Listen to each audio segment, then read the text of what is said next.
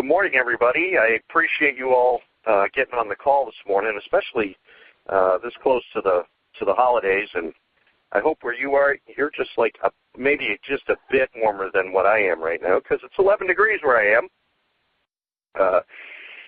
This topic of no-fail management for 2014, really no-fail management is for every day, not just next year. And the way these topics are coming about now is we take all the emails that come in during the course of the week and we try and find some common threads.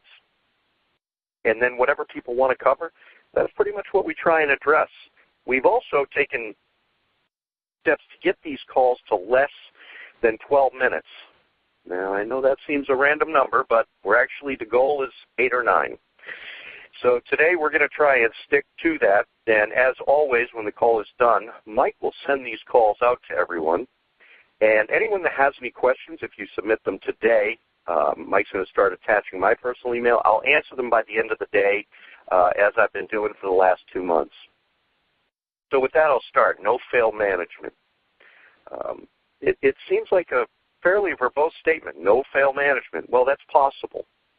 It's just there's steps involved in it, and especially in the car business. We tend to manage by exception, not rule. We tend to manage by persistence, wearing down the resistance. When we have that technician who just never seems to put in the effort to turn 40 hours, we tend to make an excuse as to why that's okay. Well, he's just that way. Well, he's comfortable at that number. Well, if he's comfortable at a number that's 20% less than what your dealership averages, and you're comfortable with the number than 20% less than what your dealership averages, then stay with it. But if you're not comfortable with it, ask yourself how you're going to be able to affect change with that person. Same thing's true in your sales staff. So with that said, what I'd like to start with is if you take this time, and especially this time of year is great, because we're all in the middle of trying to forecast for next year, which was part of last week's discussion, and this is kind of an extension of that. You got to have, as a management team, no failure to identify where the opportunities are moving forward.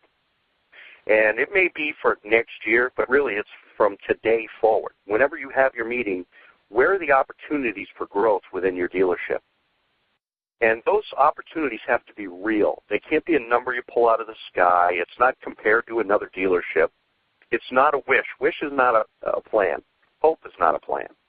You got to develop a management plan to identify the opportunities. What is your store really capable of? You also have to have no failure as a management team to face what the problems or the obstacles are that are in your way to get where you want to go. And for some of us, that's a challenge, because to face the problem, we got to identify it, and then we have to admit that there is a problem. I have more dealers that I've worked with that will start to tell me why something will not work for their store, because their store is unique. Well, we all have fundamentally the same business challenges and issues. And one of the really bad trains of thought in this business is, yeah, but you don't understand. We're different. We're unique in some way. We're not that unique. The challenges are pretty much the same for everybody. So when we have no failure to identify where the opportunities are and no failure to face what the problems are, then we have to have no failure to face what the truth is. And then what we're going to do to change it. In order to make great change in your dealership, you have to do those first two things. You have to face the truth, obviously, to get change. Then you have to have no failure as a management team to develop a plan. That plan is going to be what ultimately you're going to execute that's going to get you where you want to go. I'm working with a dealer right now that is profit-wise is in the low 6 figures. Well, I really believe the potential of his dealership is 7 figures. And following the forecast exercise that I laid out last week, when all his managers sat down together and put out what they had developed individually and discussed it, they came out with a forecast over $1 million. Dealerships never made anything like that ever before. But it's funny how when you broke it down and the number doesn't come from the dealer and it doesn't come from competitors, when it comes from the truth, I believe my department is capable of this, and then a list of what I need to get to that number, at that point the ownership can make informed business decisions. So I can give you an additional lift. I agree you need 2 more salespeople. I agree that we need 30 more used cars on the lot if we're going to hit that number. Then they'll provide you the tools you need to succeed.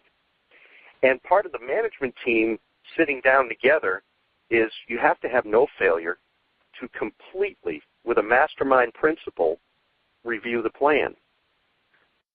And the mastermind principle, and I've covered this before, was discovered by Napoleon Hill, or put into words by him in print, that if I look at something, that's one view, and if you look at it, that's 2 views, and if we look at it together, there's the 3rd mastermind view. So I saw a service manager meeting with a used car manager, and they're both talking about their forecast and what their department needs. And you know what? They're helping each other. One's pointing out things he thinks that department needs. So again, it's looking for help within our framework. It's catering to the truth and following your plan. Then you have to have no failure to build for management, not for the employees, for the management, how we're going to monitor our plan daily, weekly, monthly, and we have to have an ironclad, truthful monitoring of the plan. That's where a lot of these plans go sideways. We develop a good idea, we see a need, we identify it, we know what our opportunities are, we know what our problems are, and then kind of, sort of, we start to just accept those limitations. Don't accept the limitations. The only limitations we have are the ones we put on ourselves. I've worked in markets where the population is 3,800 people, and they sell 206% of what their own manufacturer said they should be selling. Now, if they listened to the manufacturer, they'd sell half as many new cars. But they don't listen to the manufacturer. They don't take as fact whatever the statistics tell them or comparison to other dealers. The secret to this whole failure to